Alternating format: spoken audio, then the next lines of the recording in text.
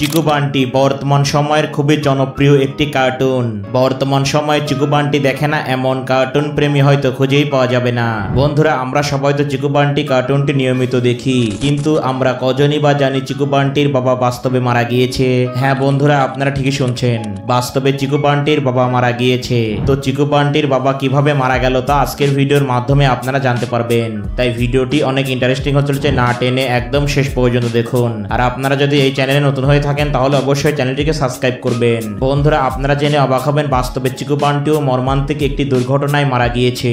চিকু বান্টি স্কুলের পিকনিক থেকে ফেরার সময় তাদের সাথে মর্মান্তিক একটি দুর্ঘটনা ঘটে, যার কারণে চিকু বান্টি একসাথে প্রাণ হারায়। তো চিকু বান্টি কিভাবে মারা গিয়েছিল তা যদি বিস্তারিত জানতে চান তাহলে আমাদের এই ভিডিওটি দেখে আসুন। আমি ডেসক্রিপশন বক্সে এই ভিডিওটির লিংক দিয়ে দেবো। তো চিকু বান্টি মারা যাওয়ায় চিকু বান্টির বাবা খুবই ভেঙে পড়ে এবং ছেলে হারানোর বেদনায় চিকু বান্টির বাবা অনেক অসুস্থ হয়ে যায়।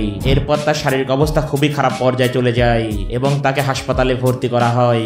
এরপরে চিকু বান্টির বাবার শারীরিক অবস্থা আরো খারাপ হতে লাগে এবং এক পর্যায়ে চিকু বান্টির বাবা প্রাণ হারায়। চিকু বান্টির মৃত্যু 2 থেকে 3 মাস পর চিকু বান্টির বাবা চিকিৎসাধীন অবস্থায় মারা যায়। তো বন্ধুরা, চিকু বান্টির বাবা কিভাবে মারা গেল তা জানতে পেরে আপনাদের অনুভূতি কি সেটা অবশ্যই কমেন্টে জানান। আর এমনই ভিডিও পেতে অবশ্যই আমাদের চ্যানেলটিকে সাবস্ক্রাইব করবেন।